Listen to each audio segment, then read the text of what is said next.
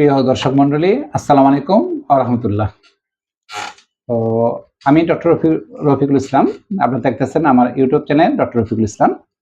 তো আমার এখানে অনেক জটিল পেশেন্ট যারা বিভিন্ন সময় চিকিৎসার জন্য আসেন।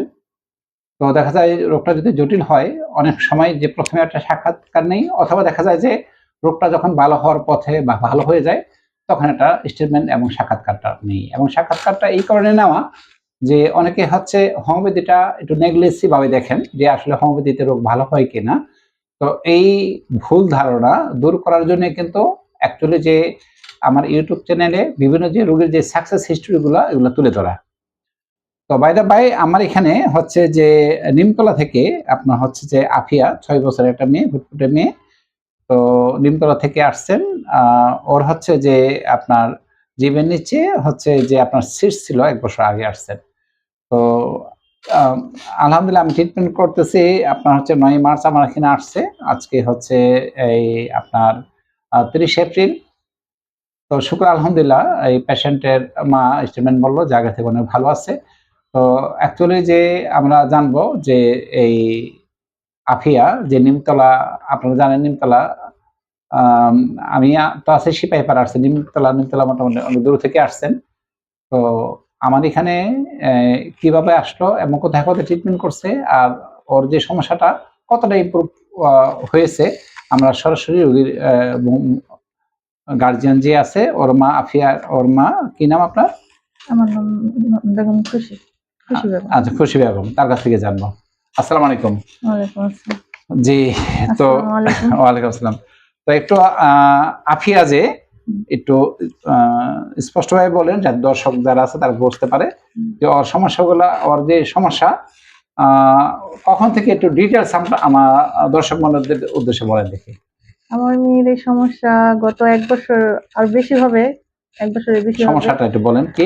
সমস্যাটা ওর জিহ্বার নিচে একটা সিস্ট ধরা পড়ছে। একটা ছোট গোটা হয়েছিল, ওইটা থেকে বড় ঠোসার মতো হয়ে গেছিল। হ্যাঁ, হ্যাঁ। পরে আমরা এটা সরকারি বড় হসপিটালে দেখাইছি। কি হাসপাতালে? এই ঢাকা ন্যাশনাল হসপিটালে, ঢাকা সরকারি কর্মচারী হসপিটালে, মিরপুরে, হ্যাঁ, এই এই ৩ টা হসপিটালে আমি দেখাইছি। হ্যাঁ। উনারা বলছে যে অপারেশনের কথা, তো এত ছোট বাচ্চা আমি অপারেশনে যাইতে চাইনি। জি, জি। তো আমার এক কাজিনের সুবাদে আমি এখানে ঠিকানা পাইছি স্যারের, এখানে আসছি। আমার মেয়ে ২ মাস ওষুধ খায়, মাশাআল্লাহ অনেকটা বেটার, অনেকটা কমে গেছে। তো আল্লাহ ইনশাআল্লাহ আল্লাহর রহমতে ওনার উসিলাতে আল্লাহ আমার মেয়েকে অনেকটা সুস্থ করছে এখন। জি, নাই জি। বলতে গেলে। আলহামদুলিল্লাহ। আচ্ছা বাবু, তুমি একটু হা করো তো, একটু হা করো। ওকে। জুম করে নাও, হ্যাঁ? জুম করে হ্যাঁ, একটু। কলেজে যেতে চলে। একটা ছবি ইমেজ সাথে নিয়ে নিও পাশাপাশি। একটু যে আঙ্কেলের দিকে তাকাও। এদিকে তাকাও। যাক, যাক শুকর আলহামদুলিল্লাহ। ওর তো এটা তো অনেকখানি ফুলা ছিল, তাই না? হ্যাঁ, হ্যাঁ। অনেকখানি ফুলা ছিল। তো আমার মনে হয় যে ওই খেতে গেলেও দেখা যায় যে অনেক সময় যে একটু রক্ত, মানে অনেক সময় তো হ্যাঁ, হয়ে ওই যেত, তাই না? ঠোসাটার ভিতরে রক্ত জমাট হয়ে যায়। ঠোসার ভিতরে রক্ত জমাট হয়ে যেত। আর হচ্ছে জিভের নিচে বা মুখ হচ্ছে একটা সেনসিটিভ এরিয়া। ঠিক আছে? তো এখানে অপারেশন হইলেও কিন্তু ট্রাবল এবং সমস্যা। যাক আলহামদুলিল্লাহ, ওর যে সমস্যাটা ছিল জিভের নিচে যে সিস্ট যেটা আছে, আলহামদুলিল্লাহ 100 এর ভিতরে আমি বলবো প্রায় ৮০ থেকে ৯০% কমে গেছে। ঠিক আছে? এরপর আমি আজকে ওষুধ দিয়ে দিয়েছি। তো এই ক্ষেত্রে আমাদের ডিপার্টমেন্টে যে মেডিসিন গুলো আছে, যেমন সিস্টের ক্ষেত্রে কমন কিছু মেডিসিন আছে, যেমন কোনিয়াম আছে, থুজা আছে, স্টেফিসেগ্রি আছে, ক্যালকিরা ফ্লোর আছে। ঠিক আছে? তারপর স্কোফোলিয়ামাইডস আছে, অনেক মেডিসিন আছে। তো যাই হোক, হ্যাঁ, ওই এই যে মেডিসিন গুলো আছে। তো শুকর আলহামদুলিল্লাহ আমি যে এই মেডিসিন দিয়েছি, এই মেডিসিনের মাধ্যমে আলহামদুলিল্লাহ এই পেশেন্টকে তো আলহামদুলিল্লাহ প্রায় সুস্থ।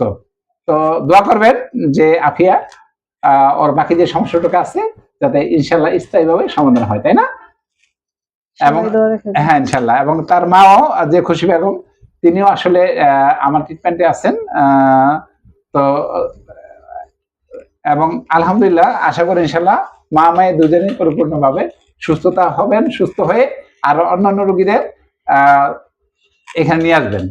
তো সবাই ভালো থাকবেন এবং হচ্ছে যে আফিয়ার জন্য দোয়া করবেন ও পূর্ণাঙ্গভাবে যাতে বাকি যতটুকু আছে পূর্ণাঙ্গভাবে সুস্থ হয়। তো সবাই ভালো থাকেন, ধন্যবাদ। আসসালামু আলাইকুম রহমতুল্লাহ।